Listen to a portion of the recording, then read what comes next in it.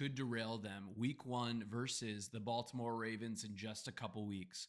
Bills Mafia, let's be honest, we live for the highs and we just embrace the lows as they come. But training camp is supposed to be about the hope of the new year. Young guys flashing, those rookie draft picks that Brandon Beane picked should be going off the charts, and veterans should be settling in, and a roster should be clearly coming together. But nothing will crush our optimism and our excitement for the new season like one of our vets limping off the field or even getting carted off the field, which is exactly what happened to Trey White this last week in the final practice of the preseason. Now, trainers were at his side. A cart came over and hauled him up, picked him up, and brought him all the way back. And suddenly, like, we as the Bills fans, every conversation, every Twitter post, every Reddit conversation is now about one idea. It's about our secondary. What is going to happen, right? Not again. And over the last few seasons, it feels like every single time we're putting some things together, another piece of our secondary goes down to an ACL, right? Goes down to an Achilles, a concussion, sprains or hand fractures, or one hit after another, right? And of course, the cherry on top of Damar Hamlin going into cardiac arrest on the field, right? Corners missing time, safeties battling neck injuries or other things, big scares, right? When you stack it all up, the Buffalo Bills are above average in injuries to their cornerbacks and to their safeties. But today we need to break down our cornerback room or our defensive back room and make sure that we're ready to go week 1, or what are some of the things that we can do to be ready for the Ravens matchup week 1. But hey, my name is Colin, and this is Crack the Table. This is just some daily Bills Buffalo football talk, right? We need to talk through today the domino effect on our defensive backfield that's frankly already getting thin with injuries, and how Sean McDermott might patch together either some rookies together or a scheme that's going to have us prepared for Lamar Jackson week 1. But if this video gives you any level of value, perspective, or even some joy along the way, make sure to hit the like and subscribe. This is just a fan-driven channel trying to make its way through, but also to help Bills fans continually find helpful content as they are just enjoying the football season. Hey, let's get right into it. So on August 21st, during the final training camp of the year, Tre'Davious White hopped off on one leg, right? He met with trainers and then eventually was carted all the way off. Now, to be fair, the cart usually signifies that there's no ability to walk at all. The cart isn't, in this case, always bad news. It was a brutal, distance for him to walk, and so it was more about logistics than it was about the injury. But let's be real. With Trey White's lower body injury history, every limp feels like breaking news, right? And our reaction, given Maxwell Hairston's injuries, given the last couple of years of defensive back and safety injuries, the thing that went in my mind was immediate panic. It was like, not again, right? Here we go. What's the timetable? So just let's pause a second. On a scale of 1 to 10, how do you feel about this defensive back room? Obviously, we've got some strong players in certain places, but we're thinning out, and we might have 2 guys. Benford is just going to be incredible at the top. But in Teron Johnson's probably going to be great, but ultimately behind them, who's going to be CB 2, 3, 4, and 5, right? What is that going to be? What is that going to look like? So, Trey Harris, him going down, it's scary. Hopefully the timetable is not too long. We haven't quite heard what that's going to be yet. But on the screen, you can even look at our depth chart right now. We got a lot of questionables right now, and even some of them not even properly updated because we know that Trey White is questionable now himself. But let's just run down our roster and see where we're at when it comes to our defensive back room. So we got Christian Benford. He left practice early this week, but later it was just rest, so nothing to worry about there. He signed that new 4-year extension, and the Bills clearly see this guy as a cornerstone cornerback.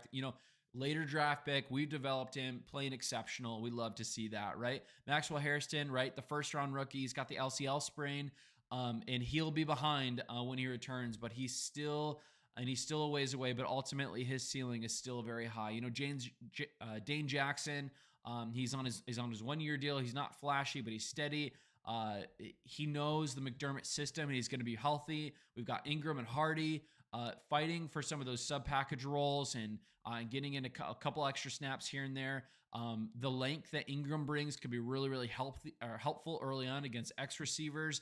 And again, Hardy brings that nickel versatility that I think we'll need even against maybe against a team like the Ravens really early on, and some extra juice along the way. We've got Dorian Strong, right? He flashed early, kind of cooled off, needs a big preseason finale here tonight. But we'll see what that happens. And then Jordan Hancock again, this kind of safety nickel duo week to week with a shoulder injury. But if Teron Johnson is healthy and good to go, we're just not going to see Jordan Hancock probably early on. But even so, he's going to be a great player for our roster later on. And then Z Alexander, who just signed on August 20th. And then I talked about Trey Herndon the other day. Depth moves, but ultimately guys who I think will probably end up making this roster and or stick around in the practice squad and make sure that we have some extra depth going into the year. But to Corey Couch, waived, now on IR, not going to be helpful for us this year. But zooming out, these issues are not just these injury issues are not just for our defensive backs. You know, we've had 28 different injuries in camp and in the preseason. This year, unfortunately, thankfully that some major pieces and other parts of our team haven't been injured. But this offseason, this preseason, has really been more about availability, not just ability. We haven't seen these massive highlight clips from our team so far, for some of our starters yet this offseason, the preseason. But ultimately, it's been the headline of availability, not ability. So if Trey White can't go week one, Buffalo or Bills Mafia, who is your outside duo? Is it Benford and Jackson or Benford and Ingram? What are you thinking? Who's going to go? Is Hairston going to be healthy and ready to go? I'm not sure about that one, but again, this brings us to our bigger picture, because it's not just about players who are on our roster or the injury list. It's about timing, and it's about the opponent that we're coming to face early on, even in week one. And it's an AFC matchup that really does matter. It's going to have ripple effects later on in our season as we talk about playoff seeding. And then again, sure, you know, we can talk about how in camp people just get nicked up, but this isn't about one injury on our team. We've had too many, right? And week one against the Ravens isn't a cupcake matchup.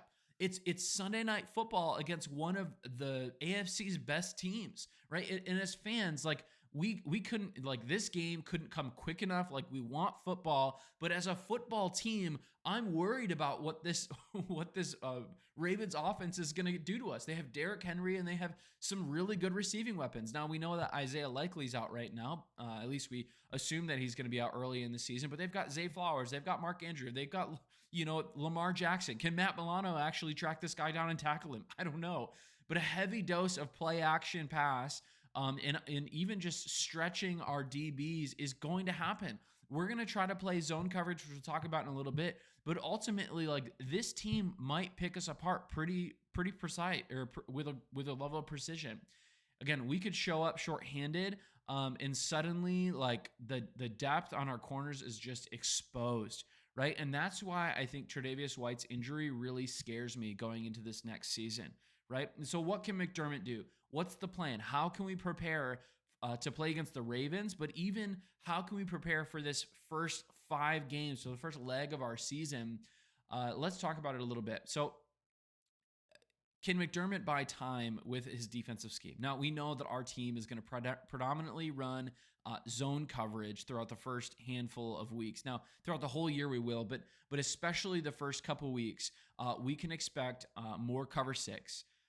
More zone matches that keep eyes on Lamar and protect corners from pure isolation. Because if we get a player like Zay Flowers, who's pretty shifty, or if we get even Rashad Bateman or some of these other guys who have some talent in open space, they might do some damage to our defensive backs, right? Unless Trey White or unless Hairston somehow make it, we are going to be seeing a lot of zone coverage early on in the season, right? And we shouldn't expect the coaches to just throw some of our young bucks, some of our rookies into the mix and just expect them to have good man-to-man coverage early on in the season. But ultimately, this is where the safety play will come in, right? probably too high safety. We'll see. The one high coverage that we've seen for a lot of the time, we'll probably have Taylor Rapp there up in free safety. But just Sean McDermott continues to admit, and we continue to see this even in the preseason games and even in joint practices, that he said we're looking for another safety to start alongside Taylor Rapp. Cole Bishop is not there yet. He's a second-year player.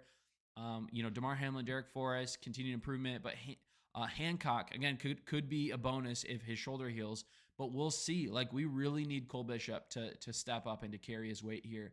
But then one of the things that I think might be underrated in this whole conversation is ultimately the play of the front seven on our defense. Expect us to consistently dial in pressures from all over the place. Of course, linebackers. Of course, the edges. Of course, probably some slot blitzes.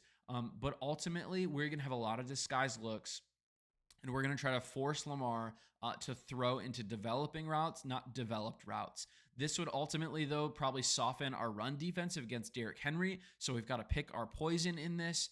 But again, the scheme can only take us so far, and at some point, we need our players to step up. And so who's going to rise up in the moment? Who's either going to be healthy and playing consistently, or who is on our team right now, our roster depth, that's going to step up and play well? Again, we talked about Benford. We talked about Jackson. We talked about Ingram. We've got Hardy. We've got Strong. We've got Hancock and Z. Alexander, and even Trey Herndon. All of these guys need to make a choice. Am I going to step up and am I going to play well? They need to flash in this last preseason game if they're even going to be playing. But even further, we need to realize that these first 5 games with these injuries, especially to Trey White and to Maxwell Harrison, are really going to matter for us. The AFC East, the divisional matchups that we're going to play early on in the season can really set the tone for what's going to happen in late December and even early January. We've got a ton of matchups earlier. Dolphins, Jets, Patriots, and Jaguars and Ravens are on our schedule very early on. Week 2, right after we play the Ravens, we're going to play this newly revamped Liam Cohen offense with Trevor Lawrence healthy, but also they've got a rookie Bashal Tutin and even Take Bigsby, probably going to be a strong running game. But even with that, we know they have Brian Thomas Jr. and Travis Hunter with this newly revamped offense. And frankly, they could cover up our secondary. They have got some really, really high talented players there. And so one shaky September run could snowball. And if we really want that bye week early on in the season, we need a strong September. So best case, we're healthy and good to go. Worst case, we're thin and playoff seeding is going to be a question. But again, the truth is it all funnels through one thing. How quickly can this secondary find its footing? And that leaves us back to asking the question where we started. Are we in crisis, or does Buffalo just need to weather this storm once again through play of other people? Does Josh Allen just need to get out there and win us this game? So, Bills Mafia, are we in crisis? What do you think about the current cornerback situation on our roster? Or can McDermott scheme up and have wise player roster personnel decisions that are going to carry Buffalo through September? Drop your in the comments below. Drop your cornerback 1 or your cornerback 1 and 2 combo in the comments. I think Teron Johnson's going to be our nickel, but who's starting next to Christian Benford when things settle and we are playing against the Ravens on Monday night or on Sunday Night Football? That's going to be here sooner than we know it. But this is Crack the Table, Buffalo Bills content every single day, all Bills, no breaks. And if this video gave you any perspective on what's coming and the conversation that's happening right now in Bills headquarters, make sure to hit the like and subscribe and just follow us. And I'll see you down there in the comments, and we'll have a good conversation along the way.